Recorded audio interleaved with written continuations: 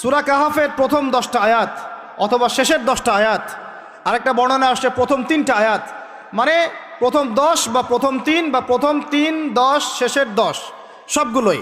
এগুলো যারা মুখস্থ করবে, আমল করবে, পাঠ করবে, তার জীবদ্দশায় যদি দাজ্জালও বের হয়, সেই দাজ্জাল তার কোনো ক্ষতি করতে পারবে না।